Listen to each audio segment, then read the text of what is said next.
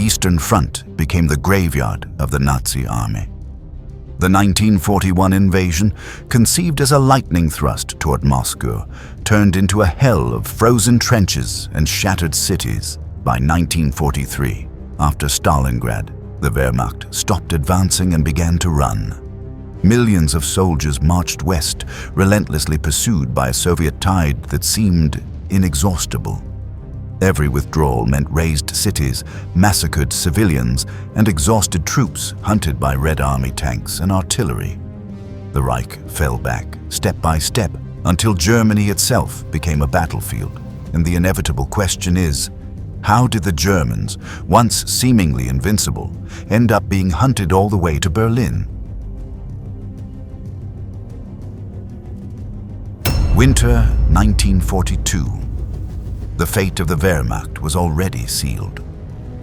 Stalingrad, the city bearing the Soviet leader's name, became the tomb of the German Sixth Army, and what began as a campaign of conquest ended in a deadly ring. In November, the Red Army launched Operation Uranus, an encirclement that struck not the German center, but its flanks, defended by Romanian, Hungarian, and Italian troops, poorly equipped and short on armor. The noose tightened like a trap, and around 250,000 soldiers were pinned inside a city devastated by bombing and house-to-house combat.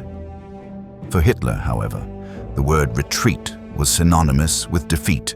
When General Friedrich Paulus, commander of the Sixth Army, begged for permission to break out, Berlin's answer was blunt: hold out to the last man. The result was a prolonged slaughter. Hunger and cold became foes as lethal as bullets. Soldiers boiled belt leather just to have something to chew while the Soviets choked off every supply route. On January 31st, 1943, Paulus, newly promoted to Field Marshal by Hitler, with the implicit order not to surrender, gave himself up to the Soviets. It was the first time a German field marshal had fallen prisoner. More than 90,000 soldiers surrendered with him, but barely 5,000 would return years later from Soviet captivity. The myth of German invincibility, forged since 1939, shattered at Stalingrad. For the German people, the news was a devastating psychological blow. For the Soviets, it marked the beginning of revenge. Soviet troops turning from retreat to attack, driving the powerful and hitherto invincible German army back across the snow. Isolated details of the enormous German casualties. Germans who were promised comfortable winter quarters in Moscow. Soldiers who will never visit Moscow nor return to Germany. 350,000 killed in 2 months. The Wehrmacht's tragedy did not end there. In the summer of 1943, Hitler tried to regain the initiative with Operation Citadel, a massive offensive in the Kursk region. There, the largest tank battle in history erupted. More than 6,000 armored vehicles clashed on the steppes while artillery and aircraft roared without respite. Germany staked everything on a decisive blow. But the Red Army, forewarned by intelligence, had prepared defenses in depth. Kilometers of trenches, minefields, and anti-tank guns awaited the onslaught. The battle culminated at Prokhorovka with a colossal collision that halted the panzer divisions. Though the Wehrmacht inflicted heavy losses, the strategic victory with Soviet Kursk marked the end of Germany's offensive capability in the east. From then on, the Wehrmacht was condemned to fall back, while the Soviets, backed by a rejuvenated military industry, now producing more tanks, aircraft, and guns than Germany, shifted to permanent offensive. To slow the Russian advance, the Germans carried out a scorched earth policy, ravaging towns and destroying all infrastructure. But nothing could halt the Red Army, neither the blown-up bridges nor the thousands of mines laid by the Germans. Hitler's order stood: resist in every city, turn each village into a fortress, and forbid orderly withdrawals. This strategy, more political than military, only multiplied losses. German generals tried to apply mobile defense to buy time, but time worked against them. Each passing month brought more divisions and resources to the Red Army, and fewer reserves to a Reich worn down by multiple fronts. From Stalingrad to Kursk, the shift was irreversible. In less than a year, the Wehrmacht went from imagining itself master of Eastern Europe to fighting desperately for survival. Hunters became prey, the Red Army, with millions of men and an expanding industry, won Stalin's praise and his urging to keep pushing, driving the Germans all the way to Berlin. A simple message marking the greatest victory of the war so far.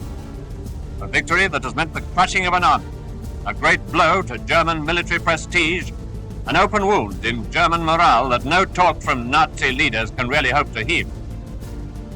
The summer of 1944 brought a whirlwind of fire that erased the German army in the east, while the world celebrated the Normandy landings in the west.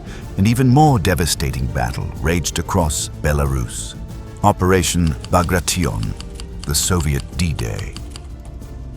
On June 22, 1944, exactly 3 years after the launch of Operation Barbarossa, the Red Army opened an offensive that combined massed artillery, armor, and aviation with a vast partisan network that had been sabotaging the rear for days. The role of partisans in Operation Bagration cannot be downplayed. There are approximately 140,000 partisans in the area who controlled entire districts. On the night of the 19th of June, partisans detonated 10,000 demolition charges along German-controlled railway junctions, bridges, and other strategic points in the German rear. This severely hampered the German ability to move reinforcements and supplies to the threatened sections of the front. But it also forced the Germans to retreat through. The target was the German Army Group Center, a key Wehrmacht formation defending Belarus. Some 850,000 German soldiers, exhausted and poorly supplied, held fortifications that looked solid on paper but crumbled before the oncoming Red Hurricane. The offensive began with an unprecedented artillery barrage.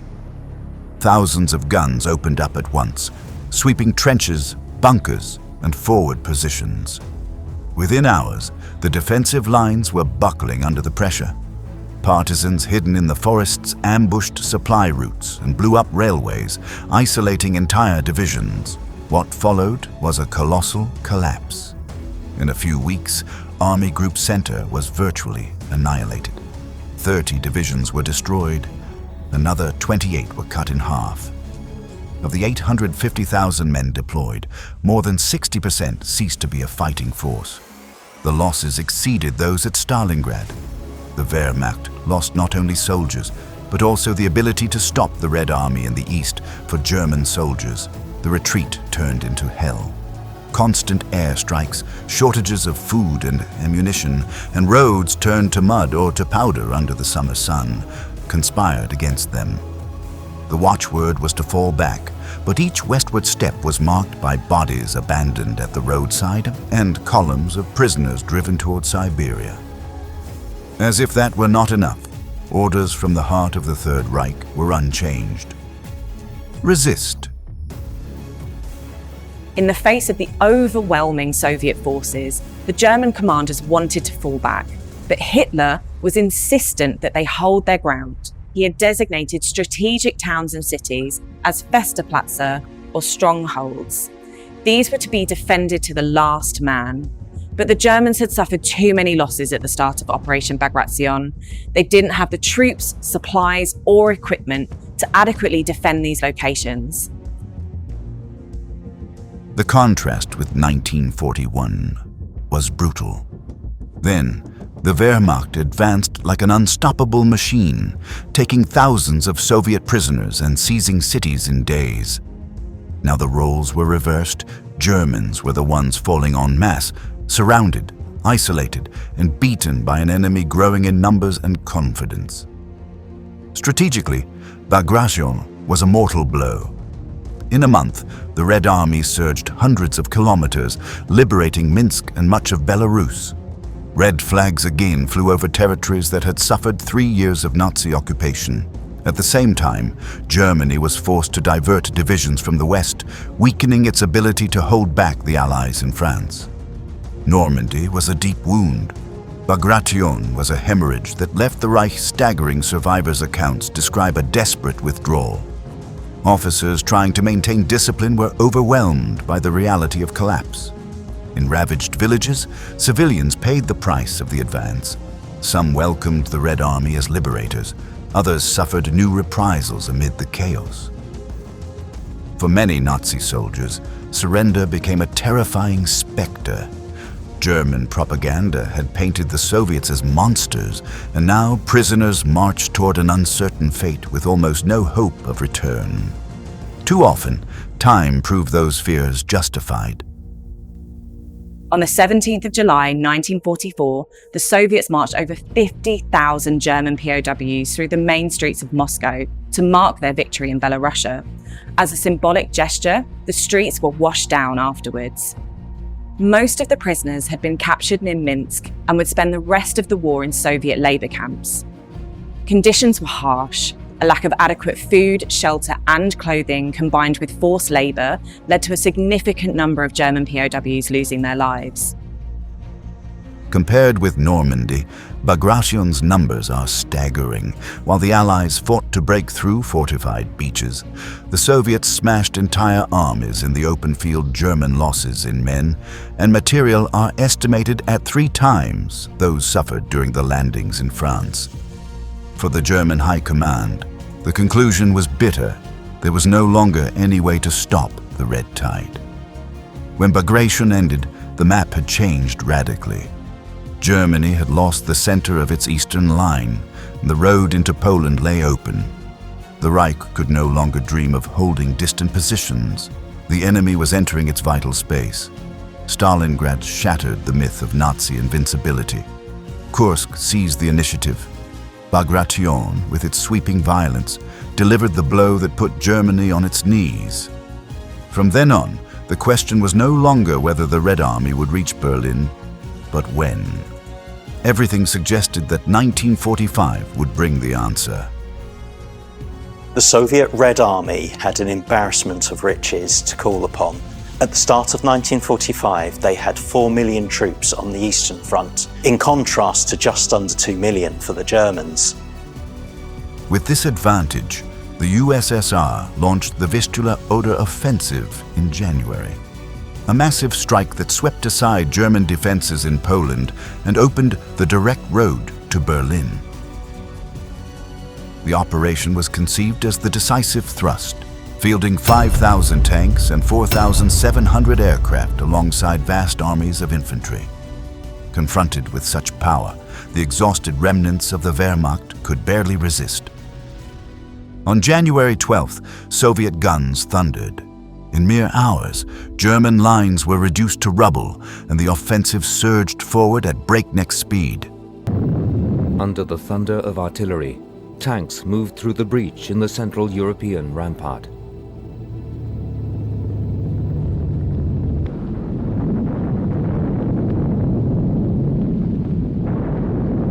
As a result of the turning maneuver, the Germans' Warsaw Battle Group was threatened with encirclement, and on the 17th of January, with attacks from the north, west, and south, Warsaw was liberated. In barely 3 weeks, the Soviets covered more than 500 kilometers, taking Łódź, Krakow, Poznan, and dozens of other cities. On February 2nd, they reached the Oder River, just 70 kilometers from Berlin. Never in the entire war had the Red Army advanced so far, so fast. For the Wehrmacht, this was no longer a war, but a struggle to delay the inevitable. Divisions were reduced to fragments, short on fuel and ammunition, made up of Hitlerjugend, teenagers, and elderly Volkssturm. There were desperate counterattacks, like Operation Spring. Awakening in Hungary in March 1945 to protect the last oil fields, they were repelled with ease. The Reich had no reserves left, yet something compelled it to keep fighting. For Hitler and ideological Nazis, there was no option other than to fight on. They would not be taken prisoner and tried as war criminals. For soldiers on the front line, there were other motivations. Many felt that Germany had surrendered too early during the First World War and wanted to right that wrong. Others lived in genuine fear of the Soviets. They knew what German soldiers had done during their invasion of the USSR, and they knew how they would be treated when the Soviets reached Germany. Millions fled west, fearing Soviet vengeance for Nazi crimes. Endless columns of refugees moved along icy roads, pushing carts with what little they could carry. Many died of cold or hunger. Others were cut down by the machine guns of Soviet ground attack aircraft. Joining this human tide were prisoners from concentration camps, forced to march in inhuman conditions on the so-called death marches. The German evacuation, organized far too late, devolved into chaos. At the front, the Red Army liberated cities at an unstoppable pace. More than 1,000 localities were freed during the Vistula-Oder Offensive. Each step forward meant the collapse of another German stronghold. The noose tightened until, in April 1945, the final offensive began. Marshal Zhukov received the order to take Berlin. His first great test was the Battle of the Seelow Heights, the last defensive line before the capital. German General Gotthard Heinrici, aware of the scale of the attack, prepared a shrewd defense. Trenches, fortified positions, and concentrated artillery over swampy ground before the Oder. When the Soviets launched their assault, they met ferocious resistance. However, Zhukov's men persevered, concentrating their firepower, while Konyev's successful attack further south threatened to unhinge the German defence. On the fourth day of the battle, the German lines on the Seelow Heights finally broke. The road was now open to Berlin. The heights fell, and with them, the last hope of stopping the red tide. Berlin was encircled. The remnants of the Wehrmacht and the SS prepared to resist among the ruins of the capital, but the Reich's fate was already sealed. On April 30th, 1945, Hitler committed suicide in his bunker beneath the Chancellery, while the Red Army fought through the streets above. On May 2nd, the city surrendered. The Third Reich, born of the ambition to dominate Europe, ended in smoking ruins beneath red banners. In the end, the German retreat on the Eastern Front was not only the collapse of an army, but the fall of an ideology that promised a 1,000-year empire and barely survived 12. The Wehrmacht, that in 1941 advanced with arrogance toward Moscow, ended up bleeding out in an exodus of death and despair. Every kilometer of retreat was paid for with leveled cities, sacrificed civilians, and exhausted soldiers marching toward an inevitable fate. The Red Army, fueled by the memory of invasion and a thirst for vengeance, advanced with irresistible momentum, and Hitler's dream became the tomb of Nazism. And that brings us to the end. If you enjoyed this video, join us next time as we continue exploring military history.